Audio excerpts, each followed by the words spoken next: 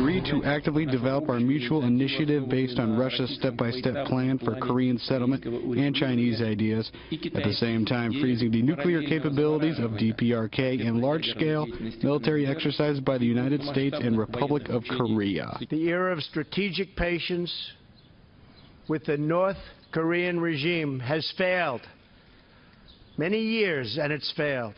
And frankly, that patience is over. The United States calls on other regional powers and all responsible nations to join us in implementing sanctions and demanding that the North Korean regime choose a better path and do it quickly, and a different future for its long-suffering people. That was President Trump Friday, but this was something that happened last night.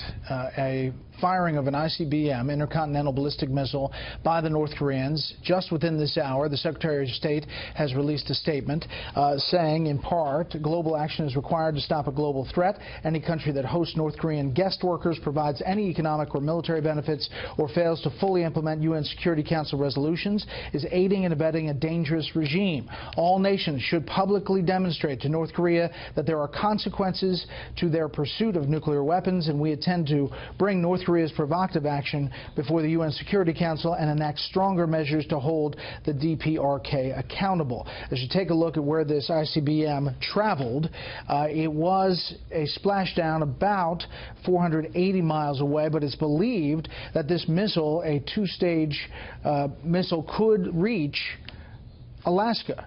And that is the big question about whether North Korea has been able to miniaturize its nuclear weapons to put it on a tip of one of these missiles. And this has changed the dynamic because this ICBM could reach the United States. Now, just within the past hour, also in this show, the U.S. announced that there are joint exercises ongoing with the South Koreans to test what they're calling the Army Tactical Missile System. In response to this, this is ongoing. We expect to have video from the military momentarily of this U.S.-South Korean test of their anti-ballistic missile efforts. Kim Jong-un obviously celebrating what he's seeing as a major change of the dynamic here. Let's bring in our panel. Tim Farley, host and managing editor of Morning Briefing POTUS on SiriusXM Radio. Danielle Halper, contributing editor of the Washington Free Beacon. Michael Needham, chief executive officer at Heritage Action for America, and syndicated columnist Charles Krauthammer. Okay, Charles, read between the lines of Secretary Tillerson's statement there and the actions the U.S. is taking with South Korea tonight. Well, I think the juxtaposition of the two clips you showed illustrates the issue and the reason why the Tillerson statement, I think, comes out rather ineffective. Putin is talking about using this crisis as a way to detach the United States from South Korea. In other words, China and Russia together want to see an end of the U.S.-South Korean alliance. They want to use the issue as a kind of an exchange in order to do that. We see this, and we should see this, as a direct threat to the security of the United States. It's an ICBM that can hit U.S. territory, and that would be absolutely catastrophic. We have completely different understandings of what the threat is, and Tillerson's statement simply says it's not a U.S. problem, it's a global problem. It is not. It's a U.S. problem. The global partners that we talk about are not that interested in solving it, and that's why all the importuning, all the sanctions, all the UN Security Council resolutions aren't going to do a damn thing. This is a threat to the United States, not to Russia, not to China, and therefore, as the President has said himself, we're going to have to solve the problem ourselves if we can. But you don't think South Korea and Japan have a vested interest in trying to prevent North Korea from having a nuclear weapon? They do, but they don't have the means. Only we do. And that's why they're clinging to the U.S. alliance. And that's why the Chinese and the Russians want to break it up, because it leaves them naked and exposed. But the Japanese have no alternative. The South Koreans have no alternative, because we provide the nuclear umbrella and their security. But we're being exposed as being impotent in doing this because we don't have the means to do it. The talk about a military option, I think, sounds to me fairly empty. Michael.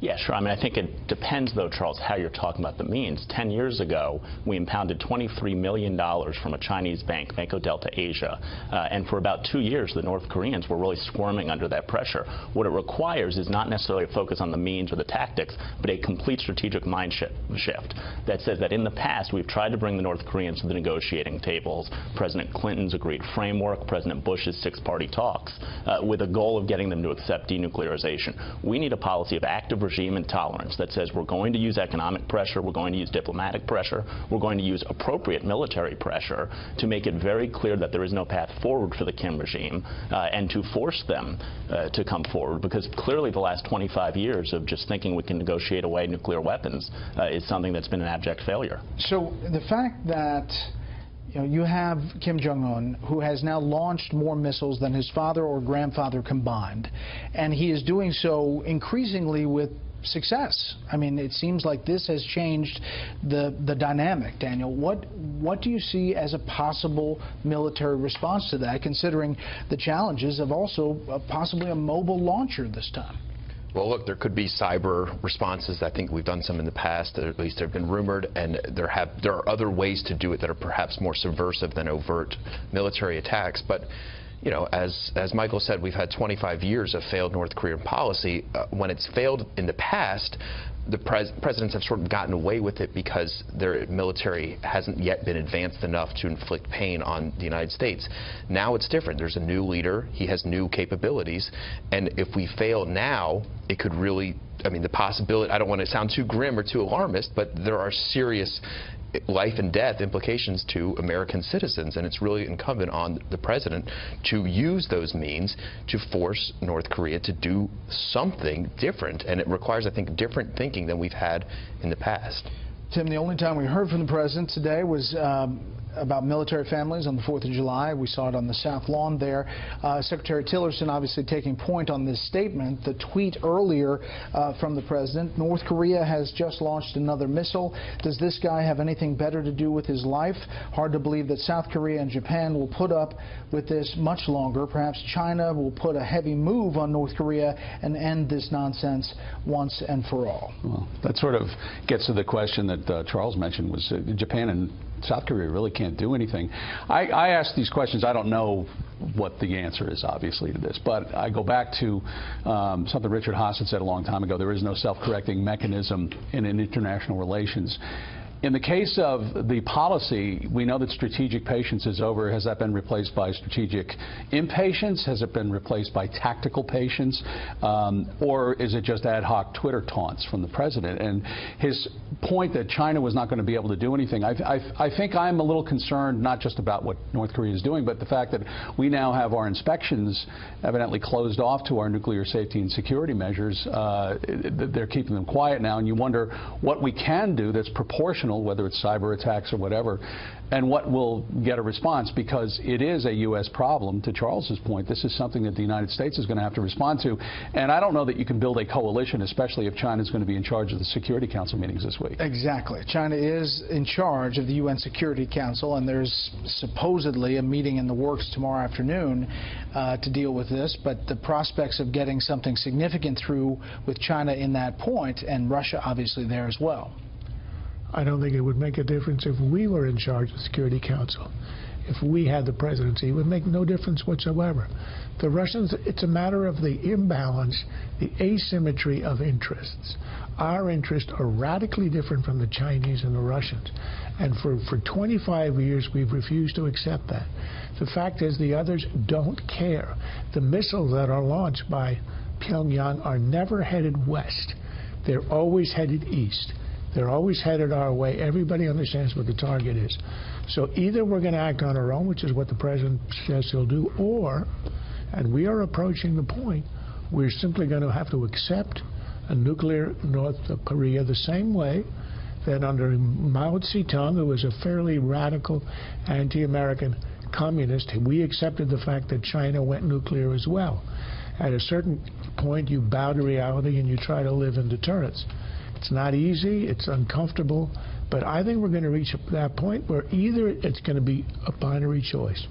You go to war or you accept a nuclear North Korea? A nuclear North Korea that clearly is trying to test missiles that get to the U.S. continental. Which is absolutely unacceptable. And during the Cold War, we didn't just come to terms with a Soviet Union that had nuclear weapons on ICBMs pointed at the United States. We engaged in a policy that said at every single turn we're going to figure out what is the most aggressive, appropriate response with regards to the Olympics, with regards to arms control, with regards to economic sanctions. Let's just remind everybody, the 2018 Olympics, the Winter Games, are in South Korea. All of those countries that are going to send athletes to South Korea are going to do so potentially under this umbrella of uncertainty and security. It's a fantastic point, and we need to make it absolutely clear that a nuclear-armed North Korea with weapons capable of reaching the United States under the Kim regime is absolutely intolerable to the United States. And that's where I think President Trump's comments on Friday were exactly spot on. It is time for a different mindset in approaching North Korea. All right.